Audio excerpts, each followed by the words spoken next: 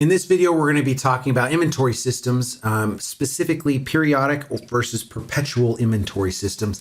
And this difference is actually pretty intuitive when you kind of just sit back and think about it for a moment. The periodic inventory system from a high level is an inventory system where periodically you sit down and you say, well, how much inventory do we have and how much did we buy? And what's left over, right? So what did we start with? What did we buy? And what's left over is the periodic inventory system. And the reason why is we just can't track all the inventory all at once. It's very costly to do so, so we don't do that. The perpetual inventory system is an inventory system that is pretty modern.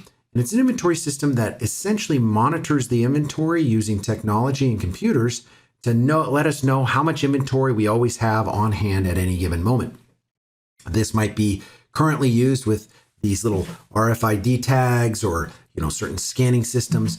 The different protocols of the perpetual inventory system are, you're seeing more of these advance and come out there. Generally speaking, most businesses use the periodic inventory management system. But both are available, and some large corporations use the perpetual, so we'll go over both. Periodic inventory systems.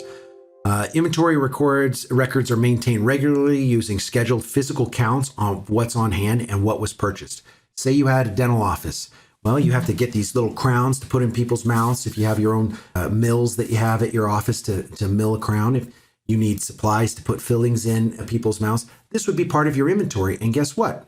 You would track it periodically, maybe at the end of the month, end of the quarter, these kind of time periods to understand where your inventory counts are. The period that you set it's not set in stone. It's just whenever you decide to actually do it. If you're a public company, it'll be set on usually on a monthly basis, maybe on a quarterly basis. At the end of each period, the inventory account and the cost of goods account are updated essentially to make up the difference. So if you had something at the beginning and then you purchased a bunch and then you had only this much left, we assume the difference is in the cost of goods sold. Let's go through that calculation. It's basic algebra here. We have beginning inventory. This is what you started with in your business.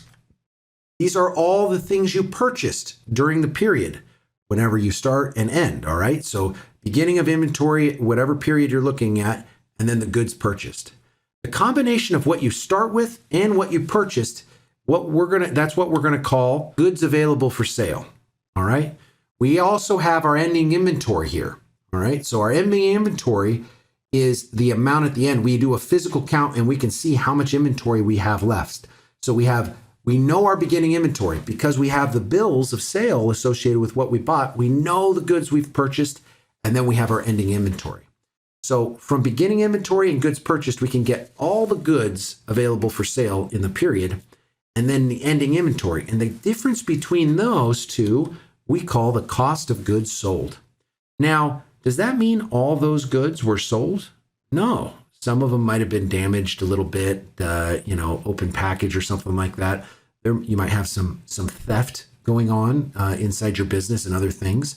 And this is what a periodic system has a hard time tracking. Unfortunately, it's just inventory is a hard thing to track, and it'll get lumped into the cost of goods sold. So that cost of goods sold represents everything that was sold, and then also some residual stuff that you might not even think about. So we get there though from the ending inventory and the goods available for sale. And so just as another way for you to see how it works in this algebra, you get your beginning inventory, you add your goods purchased, and you have your goods available for sale. And you have your ending inventory. And what you do is you solve for the cost of goods sold. You have your goods available for sale, you subtract your ending inventory, and that gives you the total cost of goods sold for the business. And that's what you would report on the income statement. And the difference between this and the perpetual inventory system is the perpetual inventory system monitors everything very intensely. It's a computerized system, and it's highly detailed, it's expensive, and the reporting of what you have in stock is immediate. However, there's also a problem. The reason why people often default to the periodic instead of perpetual is that you can have a computer telling you what's going on all these different things, but the reality is, because humans are involved and because problems happen, you still have to go through and do a physical count just like you do on the periodic inventory system. You'll still have to do a count. So a lot of corporations, a lot of businesses just say, well, if I still have to do a count, I still have to monitor it in the same way I would monitor my periodic system. maybe I should just stick to the periodic system because I'm going to have that same labor part counting the inventory at the end of the period, making sure it's matched.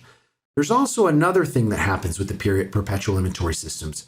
The cost associated with perpetual inventory systems is not necessarily with the little IFRD tags or with the scanners or the computers.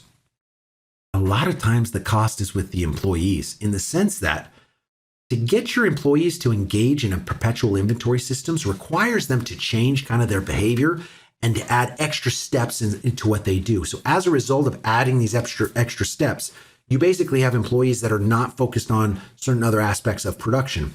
And that ends up being something that can distract from the business. So that's the difference. Periodic inventory systems, perpetual inventory systems.